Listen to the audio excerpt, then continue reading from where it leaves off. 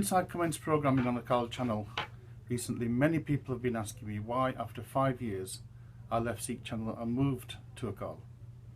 And so, to avoid any rumours, misinformation and disunity, I've decided to record this video to give my side of this story. In short, there were two linked factors that culminated in me deciding to stop presenting programmes at Sikh Channel. And let me underline, stop presenting programmes.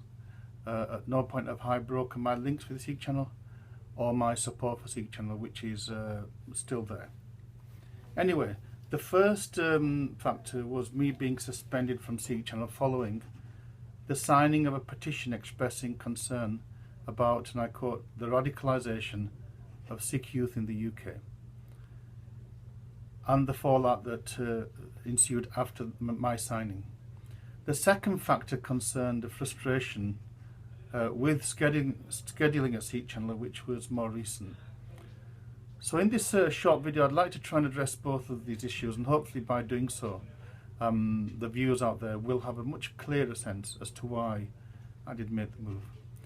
So let's begin by the issue related to my suspension from Sikh Channel after I had signed an online petition at change.org expressing a concern, and I quote from the petition, about the radicalisation of a small number of young British-born Punjabi Sikh males.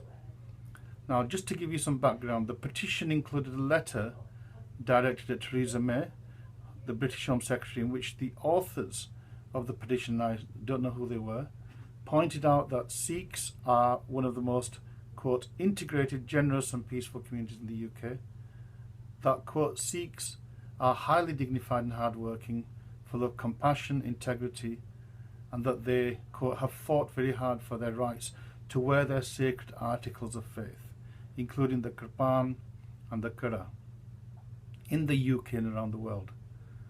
Perhaps the most controversial part of this letter was the observation that, quote, the Kirpan and Kara have always been treated with great respect and responsibility by a majority of Amritdhari Sikhs, but that there was, quote, a small group that operates as a carefully orchestrated militia with frequent use of violence, and that because of the actions of the few, quote, the Sikh community risks its religious freedoms. So this was the argument that was being presented in the petition itself. And on the basis of that, I signed the petition, but within hours of me signing, I began to receive a reaction from concerned good Sikhs, mostly on Facebook, who felt that though the issue was a legitimate one, the evidence of some widespread problem was limited, and that an online petition was not really warranted to resolve which tended to be local disputes, in particular Gurdwaras. May I add that the initiators of the petition did seek to provide references to some of the recent cases reported in the media, where Sikhs had been implicated in violence, and links were provided there. Anyhow, I'm not trying to defend the petition, I'm just trying to give you the context. The petition was issued on the 12th of July, and within 2 days, following representations from various sections of the Sikh community, the Sikh Channel put out a statement distancing themselves from the petition and saying that one of their presenters had been suspended pending an investigation for signing the petition. This was news to me, but given the sensitivity of this issue, it seemed like a reasonable action to take. The day after, on the 15th of July, the CEO of Sikh Channel, Dr Singh, whilst being interviewed on the popular breakfast show, confirmed that it was indeed the case that a presenter had been suspended, but he also named me. He actually named me in his interview.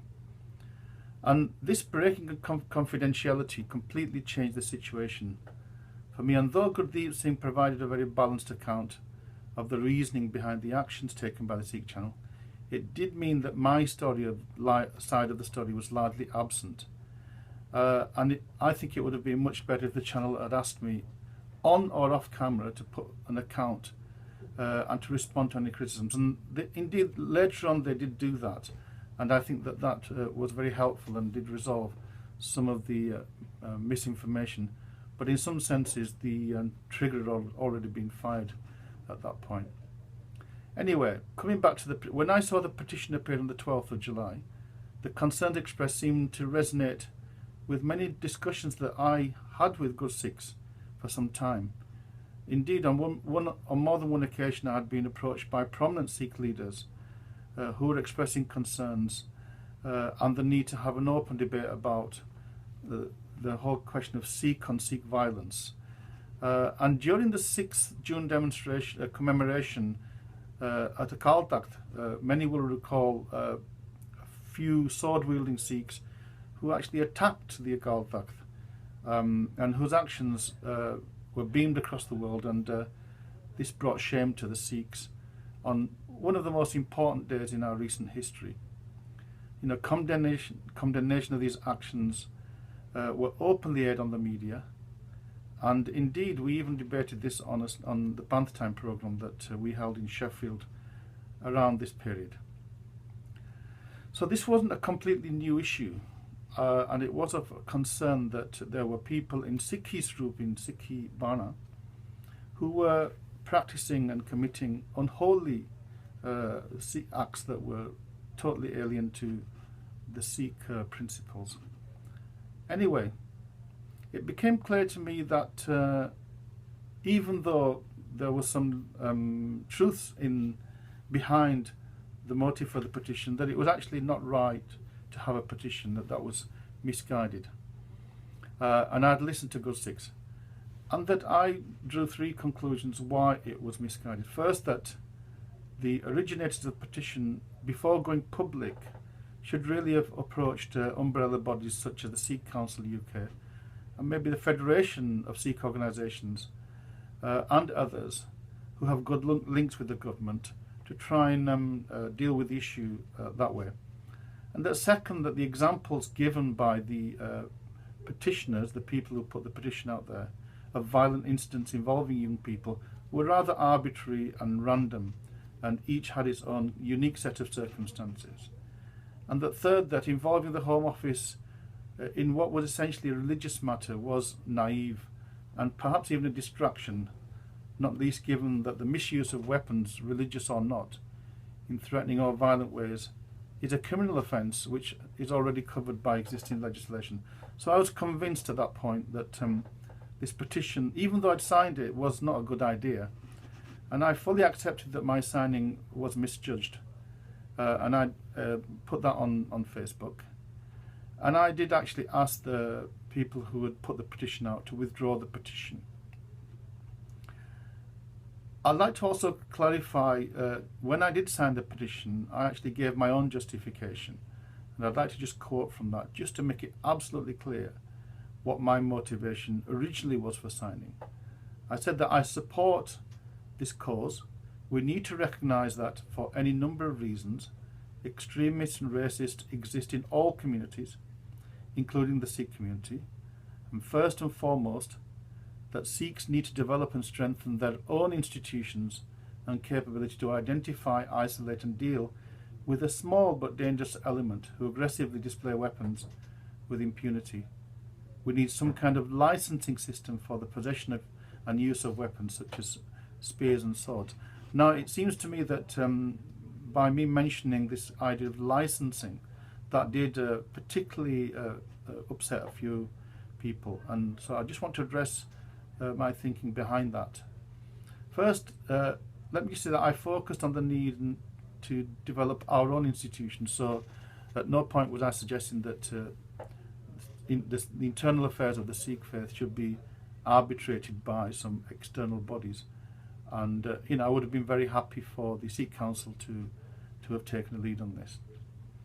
Ironically, if one looks at the legal status of the SGPC in Amritsar, which is one of those bodies that could take action, it is actually legally sanctioned and regulated by the Indian government under the Gurdwaras Act 1925. So, in some senses, one isn't always clear what is an independent body, independent of government anyway, given the influence that governments have in any society. Anyway, so certainly I would have encouraged, and I was encouraging, that the Sikh Council possibly should be taking this issue up, and the Sikh Council has been an amazingly progressive body and has tremendous leverage in government circles.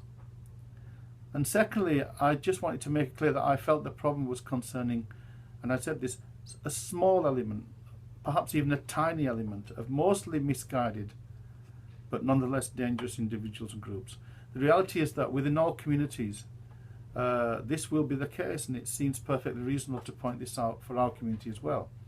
We shouldn't bury our head in the sand, and not least because of our high visibility that we have. You know, we need a zero tolerance policy to any Sikh that brings Guru's Bana, the Sikhi, into disrepute through their behaviour.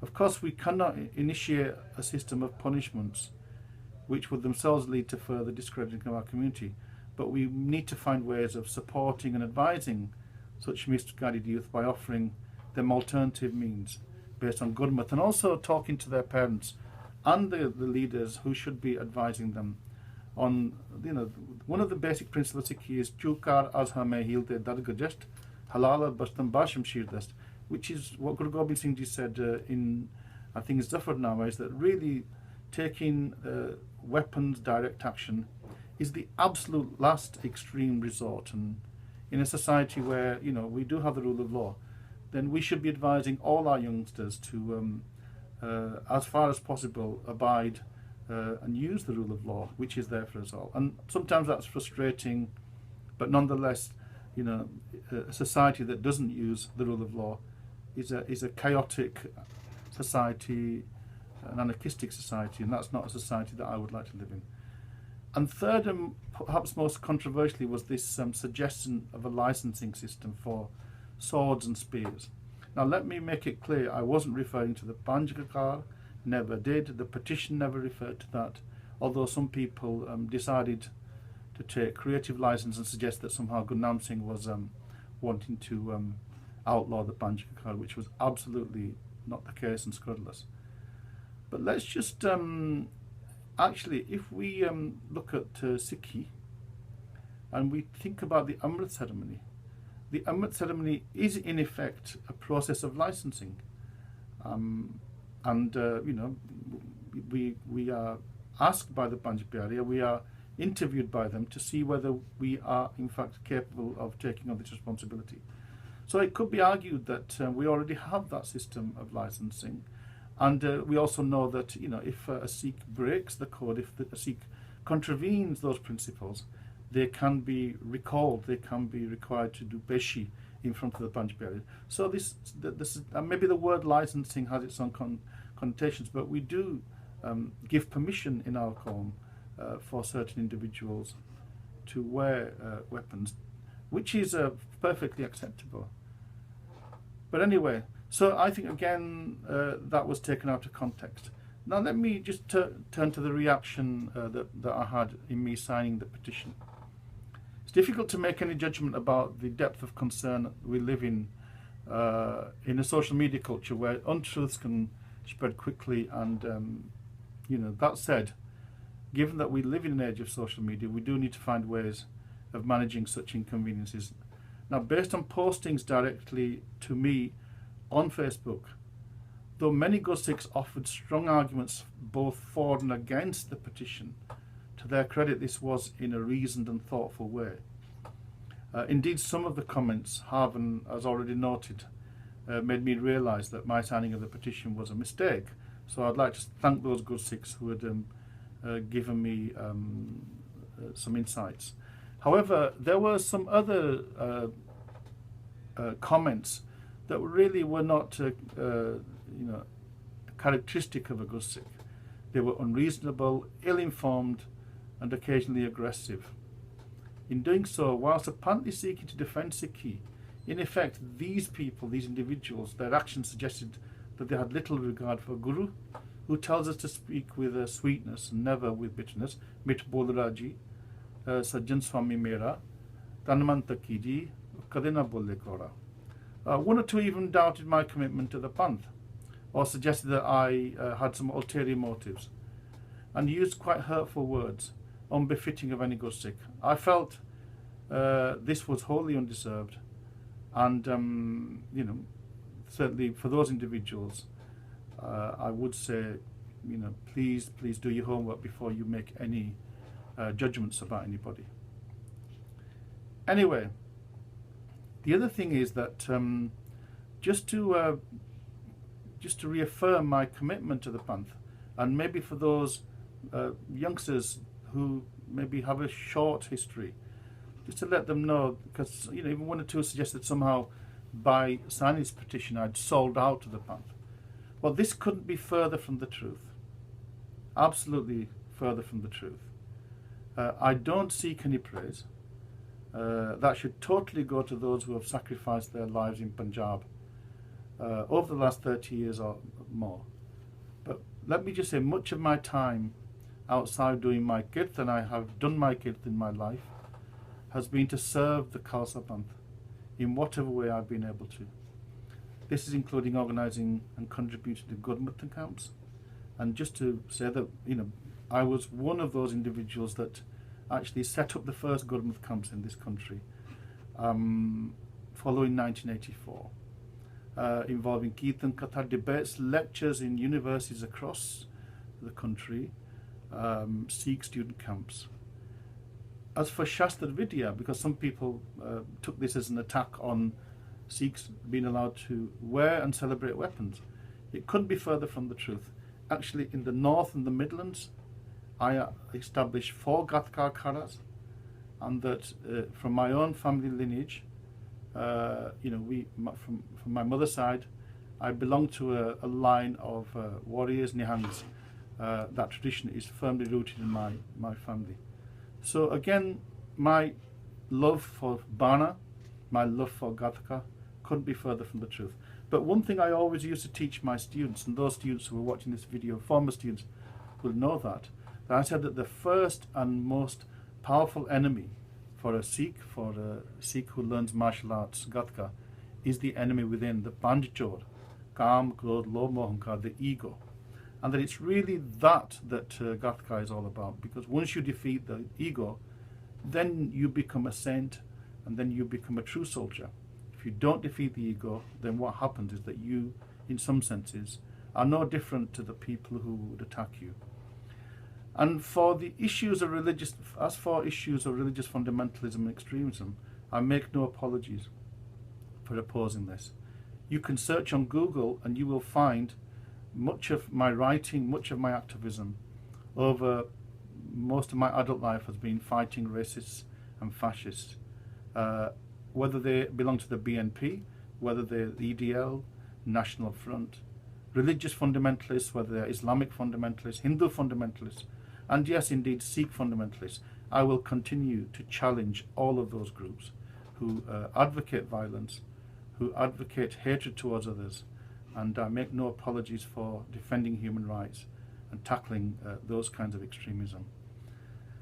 Thankfully, Sikhs are not, and certainly, if not, certainly are one of the most tolerant communities in the world, and I take great pride in belonging to this community. But we are not immune from violence and extremism, and we do need to find ways to tackle that and to defend the true image of Sikhi and the true image of the Dastar. So I just want to say that when this issue broke, I was humbled by the contribution of 2 good Sikhs, Jagraj Singh from Basics of Sikhi and Gyani Sukha Singh from Sikh Helpline, who made a very useful intervention, and they actually put out a YouTube video. And you know, I was very humbled by their thoughts and advice, and I certainly heeded that. And you know, with hindsight, I think approaching Jathebandis with my concerns would have been a much better way forward. However, for the Sikh Channel to suspend me was, I believe, a gross overreaction. Indeed, it left me vulnerable, given the difficult topics that I have often addressed, tackle on the media, on the channel. And I was saddened that the loyalty I displayed to Sikh Channel, despite the regular attacks on Sikh Channel itself for 5 years, that was not replicated when it mattered, and that the management succumbed to the pressure of a few unrepresentative individuals who possibly had their own personal axes to grind. So that was the first reason why I felt unable to continue doing Seva with Sikh Channel. Let me come to a second, more recent reason, which really kind of, as it were, broke the last straw that broke the camel's back. And this was precipitated following the recent revelations surrounding the Rotherham sexual grooming scandal. Now, because of my expertise and connections, I was asked by the chairman of Sikh Channel, Mr. Devinder Singh Bal, to do a special programme on my usually Friday evening slot. However, after this initial request, and I'd started to prepare, I had heard nothing, and to my surprise, a programme was broadcast on that Friday evening. My assumption was that there must have been a misunderstanding, so I made nothing of it, and I just continued. However, a couple of days after that broadcast, I was once again approached by Mr. Bal, and was especially asked to approach some MPs and other senior people, such as police officers, to do a live programme the following Friday. Given that this would involve significant effort and cashing in on the goodwill that I have with people, I asked him for a cast-iron guarantee that the slot was secure and that it wouldn't be a case where he asked me to do something and then nothing transpired. And indeed, he gave me this in writing, this assurance that the time, the Friday evening slot, was assured. So I then began to organise this event, and I'd secured the commitments from a number of very senior people, including MPs. But 3 days before the broadcast was due to go out on Friday, and on the Wednesday I was told that this couldn't happen because the Sikh Channel were covering a Gurdwara Kirtan programme. I think it was some Barsi. Now, I've got no problem with Kirtan and Barsis and the Sikh Channel covering those, but you can imagine how I felt having been told that this was a cast-iron guarantee. And I did vent my frustration at Sikh Channel about their wholly unprofessional behaviour. And yes, as I said, this was the straw that broke the camel's back. And as a consequence, I did write to Mr. Bal to express my anger and frustration, and to state that unless the Sikh Channel could behave in a professional way, that they could guarantee a regular Friday evening slot in the schedule, that they could keep to their commitments, as had been the case for the previous 5 years, then I could no longer guarantee my commitment to the channel. And I gave Mr. Bal a deadline to respond within a week to my request. And despite some approaches, I think, from others for him to respond, and the gravity of the situation, I'd received no response. So after the deadline, I personally wrote to all the Sikh Channel team, informing them that I would no longer be available to present programmes on Sikh Channel, but I would continue to support the channel, and I would continue to encourage them to keep on doing the excellent work that they were doing. In no ways was this a personal fallout with Sikh Channel, and to this day I still have a lot of love for Sikh Channel. Let me let the viewers know that. Though I'd regularly been approached by other channels over the months and years, it was not until this point that I'd finally decided to take up an offer from Amrik Singh to link up with the Akal Channel. Amrik assured me that as long as I kept within the remit of the Akal Takht and the Panth Pravanth Ret Maryada, I would have complete editorial freedom. He also gave me a commitment to a regular slot with full technical support, and finally he stated that he had no problem me appearing on any other media outlet. So in short, Amrik Singh gave me the types of commitments that the Sikh Channel was not prepared to give me. And that was the reason why I have taken my seva to Akal Channel. Now I'm presenting a new regular live show on the Akal Channel, along with my wonderful wife and partner Manjeet Kaur, who's been with me in solidarity from the beginning, 5 years when the Sikh Channel was established, both in body and mind. We call the show the One Show, and as the name suggests, the aim is to develop the theme of Sabadda Pala, of Ek Pita Ekas Ke Hambarak, of unity, equality, justice and ecology. And this will be the main themes that we will be covering in the weeks and months and hopefully years ahead. We will hopefully try to project a very progressive side of Sikhi. The aim is to draw in Western educated professionals towards Sikhi, so English will be the main medium of this program. We will give them a platform to air their views, and most importantly to seek out answers to the contemporary issues that are facing not just Sikhs but the world, and what Sikh teachings can do to help us to find some other answers. And I'm sure with your support, I and my wife can succeed in this seva. So that was just a brief explanation as to why I have taken my seva from Sikh Channel to Akal Channel. I hope you understand, and if I have made any mistakes in the past, and I will make mistakes in the future, I hope that you will be able to forgive me for that and give me the encouragement I need to be able to continue to do the seva for the Panth. Waheguru Ji Ka Khalsa, Waheguru Ji Ki Fateh.